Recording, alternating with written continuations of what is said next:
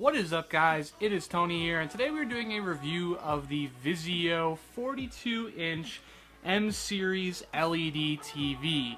Model numbers in the description, as well as a link to go purchase it on Amazon. So, this is a very cool TV. It's $500, and you can even find it for cheaper, and it poses an extremely good value for what you get. You get a metal frame construction, you get a glossy screen, and the display itself is LED with 14 LED zones that are active, and they can disable themselves and make the screen have such good contrast.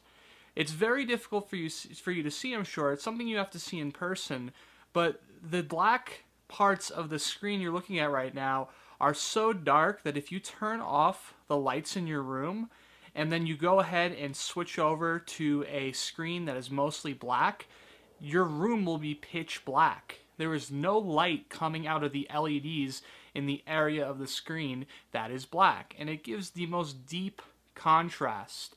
In terms of the overall image quality, I really think it is a winner. If you're someone who is in a place where you're going to have a lot of light, for example, sunlight, you're not going to enjoy this screen. It's very glossy. The screen is very glassy type of gloss. It doesn't have a weird deformation to it. It's very flat and planar. This monitor in general is very premium. It's a very premium setup, and honestly, for $500, I don't think you could do much better. Now, as for the VIZIO software, for the apps, whenever you hit the button on your remote that opens up the apps that you have on your hotbar down here, you could quickly scroll through and switch over to something like Spotify. Certain applications allow you to open them up while you are watching television. Spotify, not so much. The quality of the applications, for example, Spotify, is very good. It's like using it on a desktop. It works extremely well, and overall is just a great setup they have here. You can also open up applications on the left side of your screen rather than having to open them full screen. I'll demonstrate that now. So we're going to go ahead and open up eBay, and as you can see, my Spotify is still open on the right there, and I can go ahead and look through on eBay and browse for items. As you can see, there is a great selection of applications.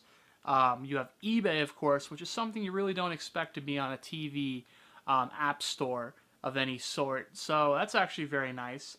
And then, of course, if you head into the All Apps section, you can see there are pages of apps. There's about, 4 by 5, so there's about 20 total apps per page. And the amount of pages there are, 120 total apps you have here. And I'm sure more will be added down the road. So this is a pretty good selection, in my opinion. I mean, you have everything all the way down to calculators, which is, kind of weird for a TV again, but hey, it's there, I guess. Overall, I find the interface for navigating around your apps and things like that to be a little bit laggy at times, but it's very good compared to some other TVs that I've tried out in terms of smart TVs.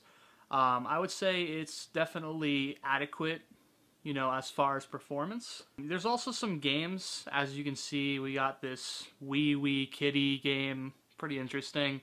A pool game, which is interesting as well. So you can actually play games right on your television without needing a sort of console like I've been demonstrating with the Xbox One.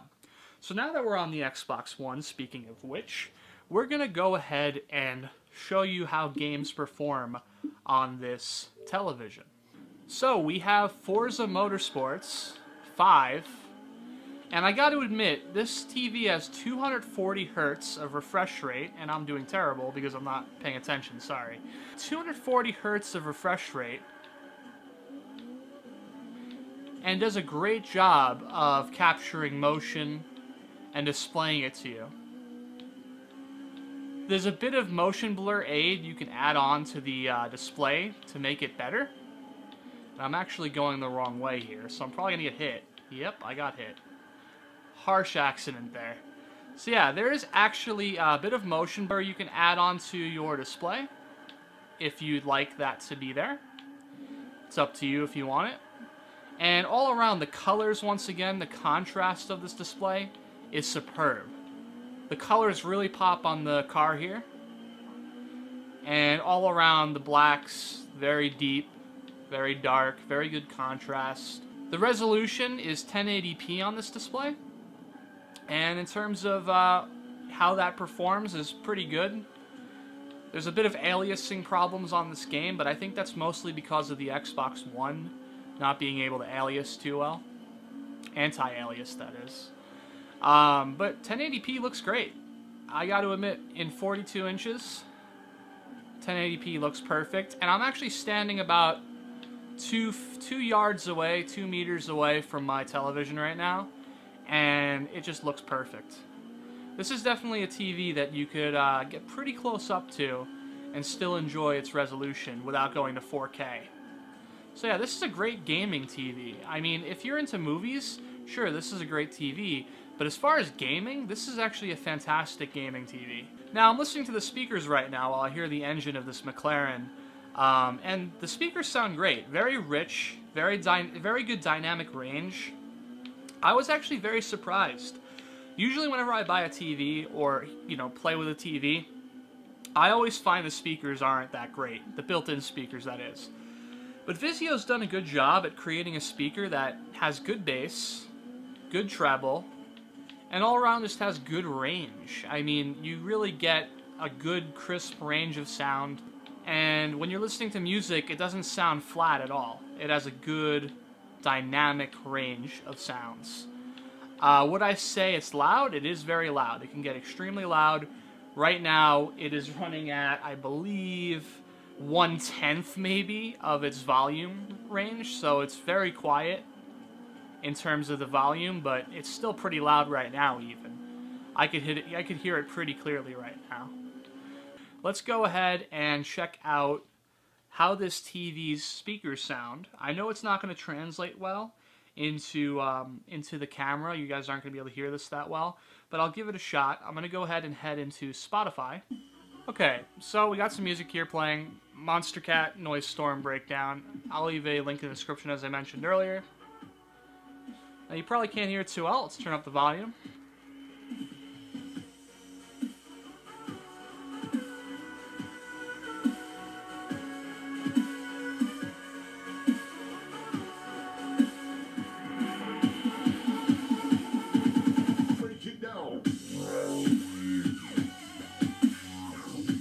So, overall, it has very good range. The bass is crisp, it sounds good, the treble is nice, it doesn't sound crunchy, it doesn't sound too cheap at all. None of the sounds really peak and make weird noises at all. It has a very good controlled range of sound, and even when you get towards 75 volume, which is very loud by the way, it's to the point where you probably don't want it that loud, it still sounds good. Some speakers tend to start falling apart once you get above 50% volume and start to have all sorts of peaking and all sorts of problems with their sound. But this sounds really good, especially for a built-in TV unit. It's so good that I'd actually think that in a small room situation, it really wouldn't be worth buying a speaker system. All around, I really love this TV. Just looking at this Spotify app right now, it's a well laid out app, it looks beautiful, and the album art and the way the colors look is great. I mean, the quality of this entire setup is impressive to say the least.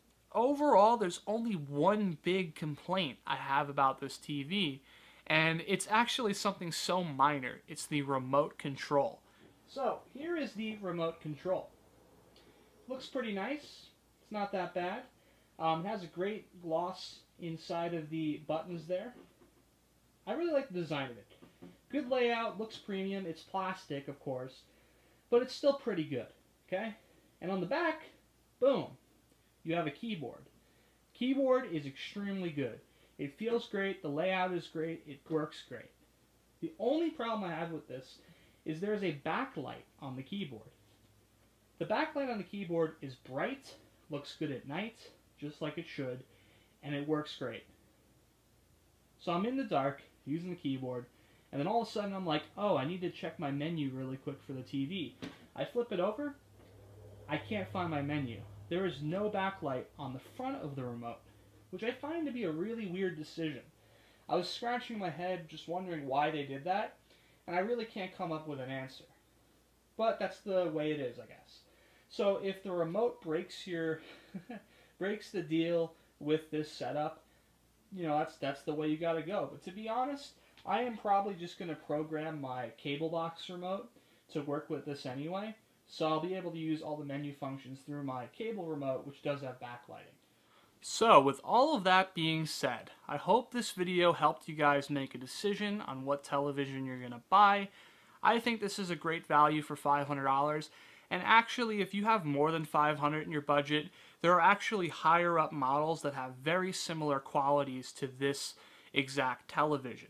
You can buy a 60-inch version or something around 60 inches with these same exact qualities. The aluminum structure on the outside, the all-around incredible contrast ratio and display quality.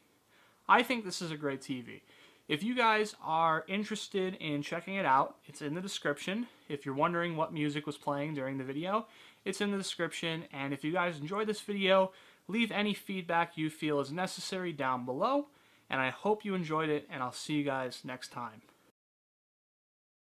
So we have Morza.